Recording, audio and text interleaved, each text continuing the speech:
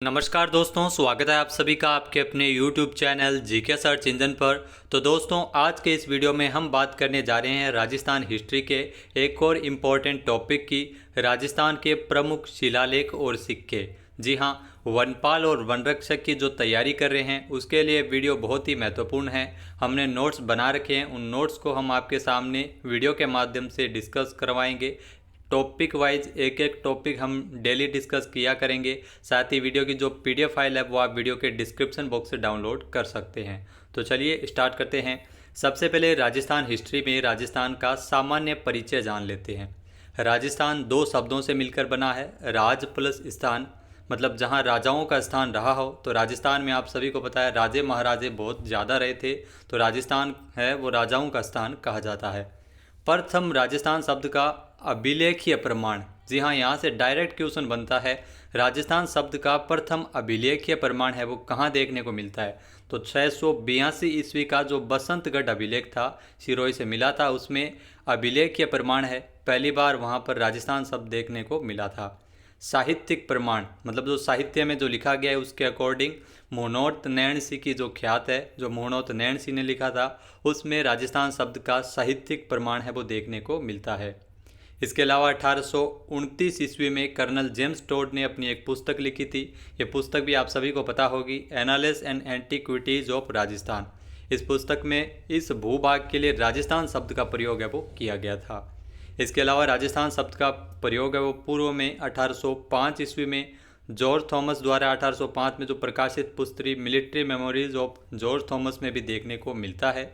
तो ये हो गया राजस्थान का परिचय। इसके अलावा बात की जाए राजस्थान इतिहास के प्रमुख स्रोत की बात की जाए, तो इतिहास में वे माध्यम जिनके द्वारा हम इतिहास को जान सकते हैं, मतलब इतिहास को जान सकते हैं, उनको स्रोत कहा जाता है। सभी माध्यम है। आइए जानते हैं राजस्थान के इतिहास को जानने के लिए कितने स्रोत है। तो 3 स्रोत है, आप सभी को पता है, पुरातात्विक स्रोत, पुरालेखीय स्रोत और साहित्यिक स्रोत। पुरालेखीय में जो अभिलेख और सिक्कों का इसमें अध्ययन किया जाता है। डॉक्टर गोपीनाथ शर्मा जो प्रसिद्ध इतिहासकार थे, इन्होंने अभिलेखों पर एक पुस्तक लिखी थी, राजस्थान के पुरातात्विक साक्ष्य। तो ये पुस्तक का भी नाम आप जरूर याद रखिएगा। तो आइए जानते हैं डीप में कि पुरातात्विक स्रोत क्या होते हैं। तो यह इतिहास को जानने के लिए सर्वाधिक महत्वपूर्ण साक्ष्य है पुरातात्विक स्रोत, जो हमें मानव सभ्यता की जानकारी देते हैं। पुरातात्विक स्रोतों के अंतर्गत हम जैसे मृदभांड हो गए, भवन के अवशेष, मूर्तियाँ, औजार, उपकरण, मनके, मोहरे, चित्र आदि जो सभ्यता में मिले हैं, जो उनको हम पुरातात्विक स्रोत के नाम से जानते हैं। इनके माध्यम से हम उस समय की धर्म, संस्कृति और इतिहास, राजनीतिक और आर्थिक स्थिति के बारे में जानकारी प्राप्त कर सकते हैं। दूसरा आता है पुरालेखीय स्रोत, यानी वे स्रोत जो हमें लिखित रूप में जानकारी दे। जी हाँ, लिखित रूप में हमें जानकारी मिलती है, उनको पुरालेखीय स्रोत कहा जाता है। 2 प्रकार से जानकारी मिल सकती है, अभिलेखों के माध्यम से, जो शिलालेखों के माध्यम से, और सिक्कों के माध्यम से। अभिलेख क्या होते हैं? तो उत्कीर्ण अभिलेखों के अध्ययन को एपिग्राफी कहते हैं। ये डायरेक्ट क्वेश्चन आता है, अभिलेखों के अध्ययन को क्या कहा जाता है? एपिग्राफी कहा जाता है। जो प्रमुख अभिलेख है जो शिला पर लिखे गए हैं पुराने टाइम में, उनको अभिलेख कहा जाता है। राजस्थान इतिहास के जनक किसे कहते हैं? कर्नल जेम्स टोड को कहते हैं। जबकि राजस्थान इतिहास के वैज्ञानिक जनक किसे कहते हैं? गौरी शंकर ओझा। दोनों में फ़र्क है। राजस्थान इतिहास के वैज्ञानिक जनक कहा जाता है गौरी शंकर ओझा को, और राजस्थान इतिहास के जनक कहा जाता है कर्नल जेम्स टोड, जिन्हें घोड़े वाले बाबा के नाम से भी जानते हैं। तो आइए देखते हैं किस प्रकार के कितने अभिलेख है वो राजस्थान में मिले थे। तो सबसे पहले बड़ली का अभिलेख। जी हाँ, बड़ली का अभिलेख 443 ईसा पूर्व ये अजमेर से प्राप्त हुआ था। 19वीं शताब्दी में इसे खोजा गया था हीरानंद गौरीशंकर ओझा के द्वारा। ये राजस्थान का सबसे प्राचीन अभिलेख है, बड़ली का शिलालेख। इसमें राजस्थान के इतिहास के आरंभ को ये दर्शाता है, बड़ली का शिलालेख। उसके बाद घोसुंडी शिलालेख, ये 2री शताब्दी ईसा पूर्व में मिला था चित्तौड़ के नगरी से प्राप्त सभ्यता में। जी हाँ, चित्तौड़ के नगरी से ये घोसुंडी शिलालेख है वो देखने को मिला था। और भारत का प्राचीनतम, जी हाँ, भारत का ये प्राचीनतम शिलालेख है। भारत में पहली बार अश्वमेघ यज्ञ का और भागवत धर्म की अगर कोई जानकारी शिलालेख देखता है तो ये घोसुंडी का शिलालेख है। इसमें वल्लभ संप्रदाय का भी वर्णन देखने को मिलता है। उसके अलावा बड़वा स्तंभ लेख की अगर बात की जाए तो 238 से 239 ईस्वी में इसे खोजा गया था। 12 से मिला था ये बड़वा स्तंभ लेख। मोखरी राजवंश की जानकारी इसमें देखने को मिलती है। तो विशेषता आप जरूर ध्यान रखिए कि इसमें क्या मिलता है। तो मोखरी राजवंश की जानकारी है वो बड़वा के स्तंभ लेख से देखने को मिलता है। त्रिरात्र यज्ञ की भी जानकारी है वो यहाँ से मिलती है। त्रिरात्र यज्ञ क्या होता है? जो अमरता को प्राप्त करने के लिए यज्ञ किया जाता है। वैष्णव संप्रदाय में ये यज्ञ होता है त्रिरात्र यज्ञ। इसके अलावा बिचपुरिया स्तंभ लेख, ये भी 224 ईस्वी में टोंक के उनियारा से मिला था। बिचपुरिया स्तंभ लेख ये टोंक के उनियारा से मिला था। इसके रचयिता कौन थे? तो रचयिता इसके धरक थे। इसमें गुप्त शासकों की जानकारी है वो बिचपुरिया स्तंभ लेख में देखने को मिलती है। इसके अलावा गंगाधर अभिलेख, जी हाँ गंगाधर अभिलेख ये 424 ईस्वी में मिला था। राजस्थान में झालावाड़ से प्राप्त हुआ था गंगाधर अभिलेख। गंगधार अभिलेख अगर बात की जाए तो सामंत प्रथा की जानकारी देने वाला ये पहला अभिलेख है। जी हाँ, सामंत प्रथा की अगर जानकारी देखने को मिलती है तो गंगधार अभिलेख में जो शिलालेख में आपको जानकारी मिल जाती है। तो भारत में सर्वप्रथम सामंतवाद की अगर बात की जाए तो सातवाहन वंश के द्वारा, जी हाँ भारत में सर्वप्रथम सामंतवाद की शुरुआत हुई थी सातवाहन वंश में। इसके अलावा अगर दोस्तों बात की जाए भ्रमर माता का शिलालेख, जी हाँ भ्रमर माता का शिलालेख ये 490 ईस्वी में मिला था।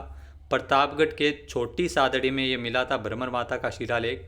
इसके रचयिता कौन थे? मित्र सोम और ब्रह्म सोम। याद रखना, मित्र सोम और ब्रह्म सोम जो भ्रमर माता के शिलालेख के रचयिता थे। गौर वंश और ओलिकर वंश के शासकों की जानकारी है वो इसमें देखने को मिलती है। इसके अलावा कुषाण वंश के समकालीन थे ये गौर वंश, और विदेशी राजवंश था जिसकी जानकारी है वो भ्रमर माता के शिलालेख में देखने को मिल जाती है।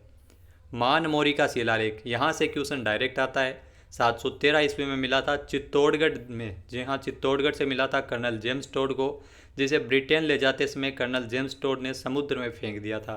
तो ये चर्चा में है, इसलिए इस बात के कारण आप इसको याद रख सकते हैं। कर्नल जेम्स टोड ने इसे समुद्र में फेंका था। चित्तौड़ में मौर्य शासक राजा मान शासक के बारे में इसमें जानकारी देखने को मिलती है, मानमोरी का शिलालेख। इसके अलावा कर्णसुआ शिलालेख की अगर बात की जाए तो कर्णसुआ शिलालेख जो 738 ईस्वी में मिला था, कोटा से प्राप्त इस शिलालेख में मौर्य वंश के जो शासक थे धवल, जिनकी जानकारी देखने को मिलती है। तो मौर्य वंश के शासक धवल की जानकारी है वो कर्णसुआ शिलालेख में मिलती है। मौर्य वंश की जानकारी राजस्थान के 3 शिलालेखों में मिलती है, जिसमें एक हो गया मानमोरी, दूसरा कर्णसुआ, तीसरा भाब्रू जो सम्राट अशोक वाला भाब्रू का, और कंसुआ में राजा धवल की जानकारी देखने को मिलती है, और मानमोरी में राजा मान की जानकारी देखने को मिलती है। तो ये फैक्ट भी आपके लिए इम्पोर्टेंट हो सकता है। इसके अलावा ओसिया शिलालेख ये 956 ईस्वी में मिला था जोधपुर से, और ये राजस्थान का पहला ऐसा शिलालेख है जिसमें वर्ण व्यवस्था की जानकारी देखने को मिलती है। जी हाँ, वर्ण व्यवस्था की जानकारी देने वाला पहला शिलालेख है ओसिया शिलालेख। ऋग्वेद के 10वें मंडल पुरुष सूक्त में भी वर्ण व्यवस्था की जानकारी है। किणसरिया शिलालेख, जी हाँ किणसरिया शिलालेख ये 999 ईस्वी में नागौर से प्राप्त हुआ था। किणसरिया शिलालेख, इसमें इसके जो लेखक थे महादेव कायस्थ। इसमें भवानी माता के बारे में जानकारी देखने को मिलती है। किणसरिया शिलालेख। नाडोल का शिलालेख, जी हाँ नाडोल का जो शिलालेख है वो 1141 ईस्वी में नाडोल पाली से मिला था। ग्रामीण समाज में लोकतंत्र एवं घोड़ों के व्यापार की जानकारी इसमें देखने को मिल जाती है। तो क्या जानकारी है? ग्रामीण समाज में लोकतंत्र की और घोड़ों के व्यापार, जी हाँ घोड़ों के व्यापार की जानकारी है वो नाडोल के शिलालेख में मिलती है। लोकतंत्र के बारे में ग्रामीण समाज में जानकारी देने वाला एकमात्र शिलालेख है नाडोल का शिलालेख, जो पाली से प्राप्त हुआ था। बिजोलिया शिलालेख 1170 ईस्वी में, 69 भी है, 1170 और 69 कई बुक में अलग अलग दे रखा है, लेकिन आपको बता दें कि ये भीलवाड़ा से मिला था बिजोलिया का शिलालेख। इसके रचयिता कौन थे? तो इसके रचयिता थे गुणभद्र और केशव गौड़। जी हाँ, गुणभद्र और केशव गौड़ है वो बिजोलिया शिलालेख के रचयिता थे। इसमें चौहान वंश की जानकारी है वो बिजोलिया शिलालेख में देखने को मिल जाती है। इसे लोलक ने लिखवाया था जो जैन अनुयायी थे। इसमें बिजोलिया शिलालेख में इसमें इसके भाग को उत्तमाद्रि कहा गया है। जी हाँ, ऊपरमाल का पठार, बिजोलिया शिलालेख में जो भाग है ऊपरमाल का पठार को उत्तमाद्रि भी कहा गया है। तो ये भी ध्यान रखना बिजोलिया शिलालेख के अनुसार है। और बिजोलिया शिलालेख के अनुसार ही चौहानों को वत्स गोत्रीय ब्राह्मण भी बताया गया है। जो राजपूत है वो ब्राह्मण थे, चौहानों को वत्स गोत्रीय ब्राह्मण है वो इस शिलालेख में बताया गया है। इसके अलावा चीरवा का जो अभिलेख है, जी हाँ चीरवा का अभिलेख 1273 ईस्वी में उदयपुर से प्राप्त हुआ था। चीरवा का शिलालेख ये अभिलेख जिसमें इसकी रचना है, रचयिता थे इसके थे पार्श्वचंद्र। रचयिता कौन थे? पार्श्वचंद्र। इसमें गुहिल वंशीय शासकों की जानकारी है वो चिरवा के अभिलेख में देखने को मिल जाती है। इसके अलावा रसिया की छत्री का जो लेख है, रसिया की छत्री का लेख, ये चित्तौड़ से मिला था 1274 ईस्वी में। इसके लेखक थे प्रियपट्टू या प्रियानंद या वेद कुमार शर्मा, जिसमें आपको बता दें कि इसमें स्त्रियों की सुंदरता की जानकारी देने वाला यह शिलालेख है। स्त्रियों का इसमें चरित्र बताया गया है। इसमें नागदा और देलवाड़ा के नगरों के नियोजन की भी जानकारी देखने को मिलती है। इसके बाद अगर बात की जाए अचलेश्वर शिलालेख की, तो 1265 ईस्वी में सिरोही से मिला था अचलेश्वर शिलालेख। इसमें लेखक इसके थे शुभचंद्र। लेखक कौन थे? शुभचंद्र। और उत्कीर्ण, मान लो उत्कीर्ण करवाया था, लिखवाया था करम सिंह के द्वारा ये उत्कीर्ण किया गया था। लेखक इसके थे शुभचंद्र। इसमें गुहिल वंश के शासकों की जानकारी है वो इसमें देखने को मिलती है अचलेश्वर शिलालेख में। दरीबा का शिलालेख, जी हाँ, दरीबा का शिलालेख 1302 ईस्वी में उदयपुर से ये प्राप्त किया गया था। मेवाड़ के महाराणा रतन सिंह की जानकारी देने वाला ये एकमात्र शिलालेख है दरीबा का शिलालेख। श्रृंगी ऋषि का लेख, जी हाँ, श्रृंगी ऋषि का लेख ये 1428 ईस्वी में उदयपुर से प्राप्त हुआ था। इसके लेखक थे कविराज योगेश्वर। जी हाँ, कविराज योगेश्वर है वो श्रृंगी ऋषि के जो लेख के एक लेखक थे। वहीं अगर बात की जाए इसमें राणा लाखा की जानकारी है वो देखने को मिलती है। महाराणा लाखा की जानकारी यहाँ से मिलती है। रणकपुर प्रशस्ति, रणकपुर प्रशस्ति 1439 ईस्वी में पाली से मिली थी। लेखक थे इसके देपाक। राणा कुंभा की विस्तृत जानकारी तथा रणकपुर जैन मंदिर की विशेषता, निर्माण, पता आदि का इसमें उल्लेख है। बप्पा एवं काल भोज को अलग अलग व्यक्ति बताया है। जी हाँ, यहाँ से कई बार डायरेक्ट क्वेश्चन पूछ लिया जाता है, बप्पा और काल भोज को अलग अलग व्यक्ति किस प्रशस्ति के अनुसार या किस अभिलेख के अनुसार बताया गया, तो रणकपुर प्रशस्ति। इसमें कुंभा का संगीत प्रेम का भी वर्णन किया गया है। कीर्ति स्तंभ प्रशस्ति 1460 ईस्वी में चित्तौड़ से मिली थी। कीर्ति स्तंभ प्रशस्ति, इसके रचयिता थे कवि अत्री और महेश, इसके रचयिता थे कीर्ति स्तंभ प्रशस्ति के। इसमें कुंभा और चित्तौड़गढ़ दुर्ग और कीर्ति स्तंभ के बारे में विस्तृत रूप से जानकारी है वो यहाँ से मिल जाती है। राय सिंह प्रशस्ति, इसमें बीकानेर शिलालेख भी इसे कहा जाता है। 1593-94 में मिला था। बीकानेर के जूनागढ़ के सूरजपोल पर यह है। इसमें जो लेखक है जेता जैता, जी हाँ, जेता और जैता इसके लेखक है। इसमें बीकानेर का इतिहास का वर्णन है। आमेर का शिलालेख 1612 ईस्वी में आमेर जयपुर से मिला था। इसमें कछवाहा शासकों की जानकारी है वो मिलती है। इसमें जो राम है वो रघुवंश तिलक कहा गया है। कछवाहा शासकों को रघुवंश तिलक इनको कहा गया है।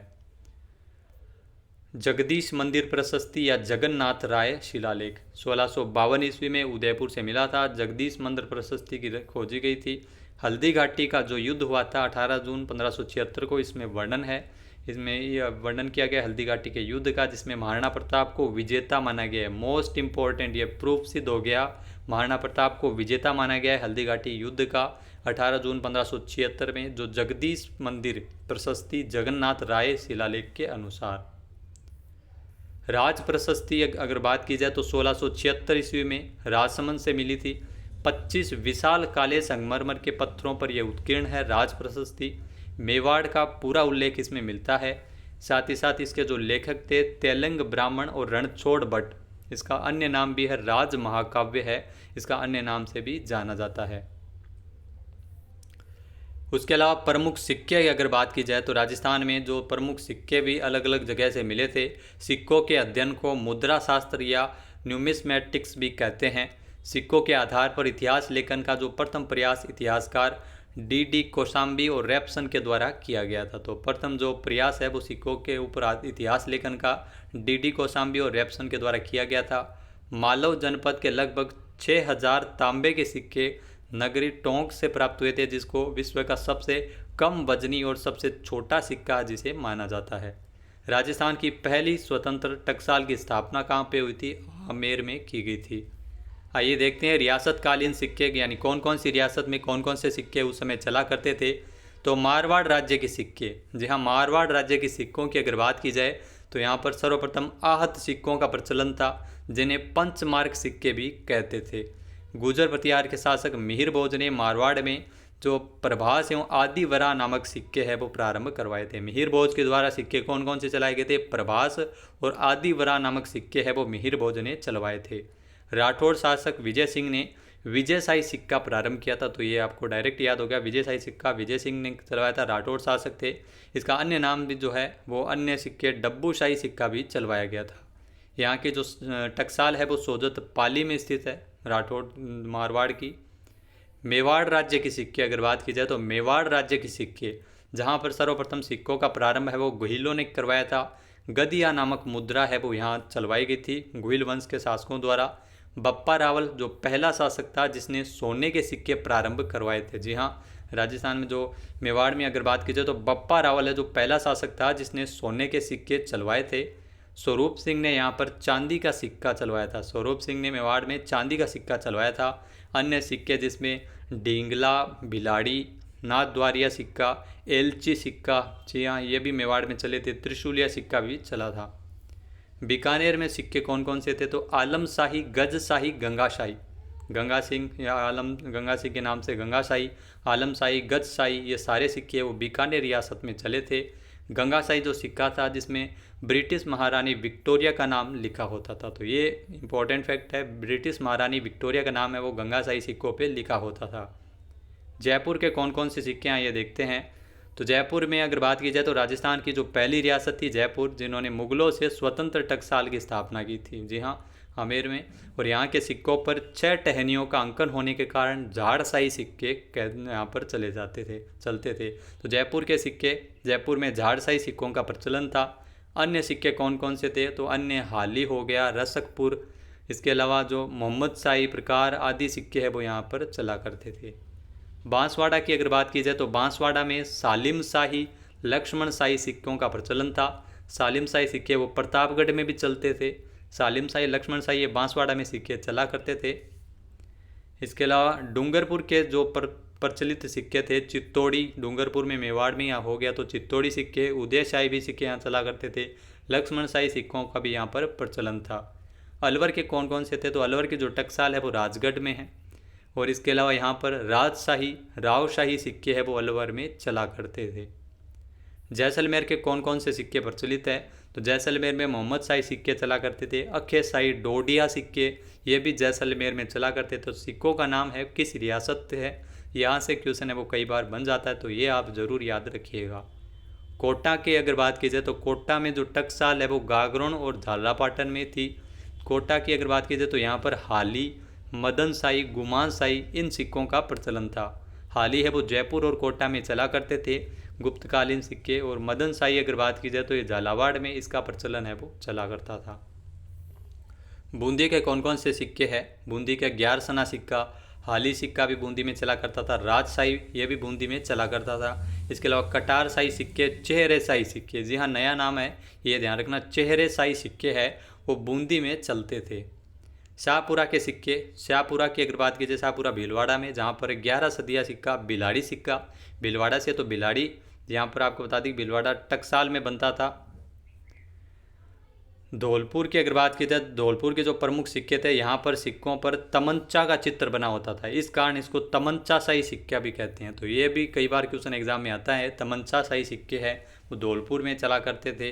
करौली की अगर बात की जाए तो करौली के जो सिक्कों पर कटार एवं झाड़ का अब इसमें अंकन किया जाता था, इसलिए इसको कटार शाही, झाड़ शाही सिक्के भी कहा करते थे। तो झाड़ शाही सिक्के वो जयपुर में भी चलते थे। तो दोस्तों ये थे राजस्थान के प्रमुख अभिलेख और सिक्के। वीडियो आपको कैसा लगा हमें कमेंट बॉक्स में ज़रूर बताइएगा। मिलते हैं कल एक और नई वीडियो के साथ, तब तक के लिए धन्यवाद। जय हिंद, जय भारत, जय राजस्थान।